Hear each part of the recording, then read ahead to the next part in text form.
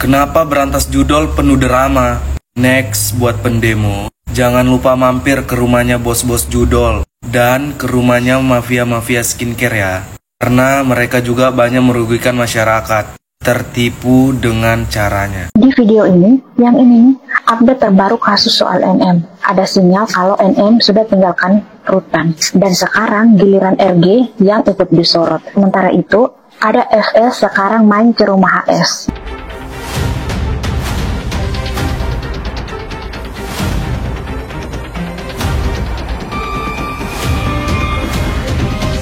Babi! Kau Heni Sagara!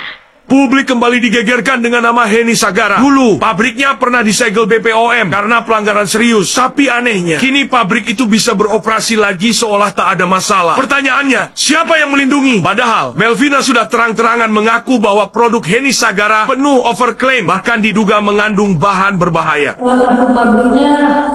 Ini jelas bukan sekadar urusan bisnis, melainkan menyangkut kesehatan masyarakat luas. Mau sampai kapan BPOM terus tutup mata dengan masalah ini? Kepada Bapak Presiden dan Bapak Kapolri yang terhormat, mohon dukungan untuk melindungi masyarakat Indonesia dari peredaran kosmetik ilegal yang mengandung bahan berbahaya seperti merkuri dan penyalahgunaan obat keras. Dan dukungan sepenuhnya khususnya Deputi 4 di bidang penindakan. Ada banyak sekali kasus-kasus skincare viral yang sering masuk di list public warning BPOM karena mengandung bahan berbahaya tadi. Namun sepertinya belum terlihat tindakan hukum yang jelas sehingga membendung peredaran merek-merek ini. Kemudian pabrik maklon yang kita sebut aja Tahu Sumedang, di mana memiliki beberapa merek produk paketan yang diisi dengan krim polosan atau ada etiket biru abal-abal yang sebenarnya telah banyak dilaporkan masyarakat. Namun hingga kini tidak ada tindakan hukum yang jelas, apalagi masuk di list public warning BPOM. Dan pabrik ini juga tidak transparan kepada brand owner mengenai ingredient, sehingga overclaim dan nomor izin edarnya dicabut. Pertanyaannya adalah, laporan masyarakat ini ditindaklanjuti tidak? Dan hebatnya, pabrik ini telah berganti nama menjadi Tahu Core. Kenapa seolah penindakan ini sulit? Padahal di sana ada polisi di Deputi 4 penindakan. Di mana Deputi ini dibentuk untuk menekan atau mengurangi kejahatan melalui fungsi cegah tangkal, cyber, dan intelligence, penegakan hukum melalui proses penyidikan. Jadi, BPOM ini bisa melakukan penyidikan sampai ke penyelesaian berkas perkara, penyerahan tersangka, dan barang bukti ke jaksa penuntut umum. Jadi, kewenangan BPOM ini sangat besar. Artinya, penegakan hukum itu bisa dilakukan sendiri oleh BPOM dengan pro justisia, atau yang kedua adalah masyarakat melaporkan ke polisi. Tapi alternatif kedua ini sih kayaknya pada males ya. Begitu bebasnya para penjual kosmetik ilegal di sosial media ataupun di e-commerce, mau sampai kapan hal ini akan terjadi? Maka akan semakin banyak korban yang berjatuhan dan mereka tidak akan pernah mendapatkan keadilan karena tidak ada tindakan hukum yang tegas bagi para pelakunya. Di tengah panasnya isu DPR dan tunjangan, muncul Panda. Bukan dengan ide atau solusi, ia malah menertawakan rumah anggota dewan yang dijarah dan dibakar, lalu membagikannya di media sosial. Dari caranya berbicara, Panda ingin terlihat seperti pembela rakyat. Padahal publik tahu, itu bukan kepedulian, melainkan trik lama untuk membentuk citra baik yang tak pernah ada. Kayak mana rasanya? Enak. Kayak mana rasanya para dewan perampok rakyat, para dewan pencuri rakyat ya, dan para dewan penjajah rakyat. Panda sendiri bukan tokoh penting. Ia hanya asisten pribadi Sheila Saukia. Dan Sheila saat ini masih bermasalah dengan skincare ilegal yang sudah lama jadi buah bibir.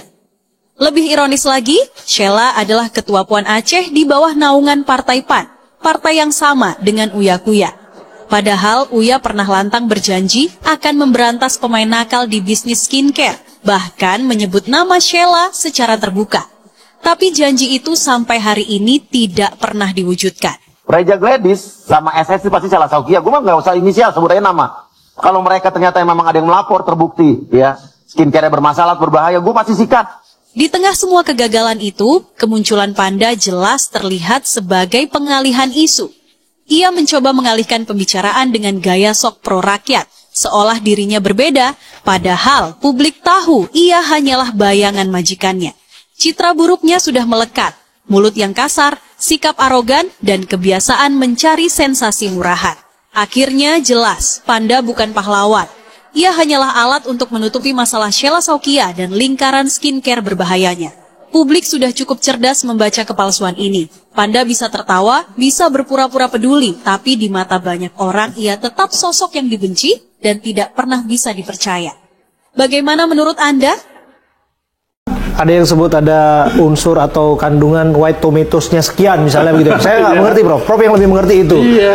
Ternyata klaimnya sekian, ternyata kandungannya sekian. Iya. Yang dijanjikan sekian ternyata tidak sesuai dengan apa yang didapatkan oleh konsumen dalam hal ini. That's correct. Itu bisa dituntut? Bisa dituntut. Bisa dipidana? Bisa.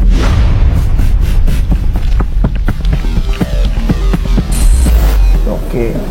Kan begitu. Jadi ini bagian dari perlindungan masyarakat yang kita melakukan. Jadi tujuan peraturan itu kita masukkan, kita mengkanalisasi hak masyarakat sebagai konsumen. Tetapi selanjutnya kita juga mengkanalisasi alur hukumnya bagaimana kalau terjadi penyimpangan.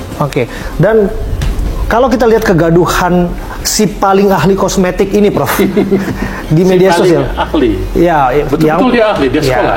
Ya, kita tidak pernah tahu, Prof, karena kan yang kita pahami bahwa seseorang yang dianggap berlatar belakang dokter, lulusan sarjana kedokteran, dianggapnya memiliki kemampuan atau cukup mumpuni kemudiannya untuk mereview produk-produk demikian.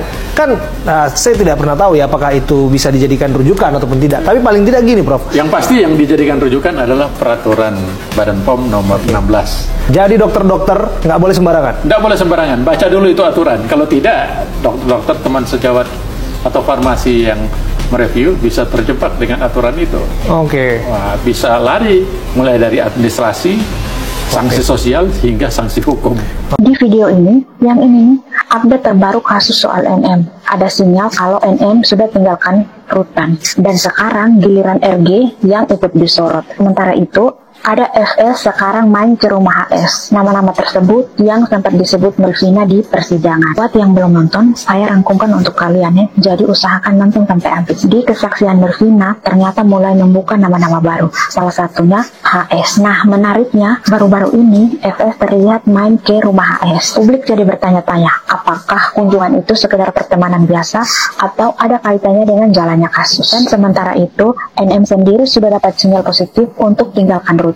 Jadi arahnya ini bukan cuma fokus ke kita, tapi juga meluas ke lingkaran yang disebut dalam sidang. Nah, sekarang menurut bersaudara, kunjungan FS ke rumah HS ini kebetulan biasa atau ada kaitannya dengan kasus yang lagi panas? Silakan komentar.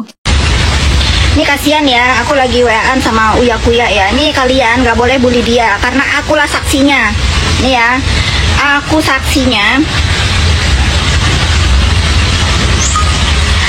Aku saksinya, Papi Uya itu wakil rakyat yang menurut aku baik, bagus untuk mendengarkan keluhan rakyat. Dia bukan mengundang ya.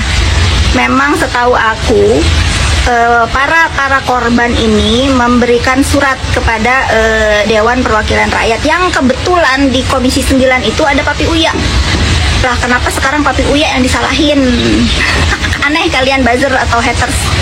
Udah ya, kalian tuh jangan mau terprovokasi, karena aku saksinya bahwa para korban dua-duanya, para korban huru hara skincare ini yang mengirimkan surat kepada Komisi 9. Hanya itu penjelasan dari aku, karena memang aku berkawan dengan Uya Kuya dan beberapa korban huru hara skincare. Terus keanehannya di mana? Bukankah wakil rakyat DPR itu emang wajib ya mendengarkan atau menerima keluhan dari rakyat ya? Kenapa salahnya di mana? Gitu. Bingung aku tuh. Ada apa ini? Kok bisa-bisanya ditahan hanya 20 hari? Padahal ini bersangkutan dengan nyawa loh. Sekali lagi ditahan hanya 20 hari. Sedangkan Ami Nikita Mirzani yang sudah menyelamatkan wanita di Indonesia biar tidak tertipu dengan skincare yang overclaim, ditahan sudah sampai 7 bulan. Ada apa ini? Padahal Ami Nikita Mirzani tidak ada bersangkutan dengan nyawa, tapi ditahan selama 7 bulan. Ini yang bersangkutan dengan nyawa ditahan hanya 20 hari. Heran sih. Surat terbuka untuk pemerintahan. Jangan hanya matikan akses live aja cepat. Dalam hitungan jam live TikTok dibungkam. Kenapa giliran judol sulit dibasmi? Live TikTok langsung di take down. Kenapa berantas judol penuh drama? Next buat pendemo, jangan lupa mampir ke rumahnya bos-bos judol dan ke rumahnya mafia-mafia skincare ya. Karena mereka juga banyak merugikan masyarakat, tertipu dengan caranya.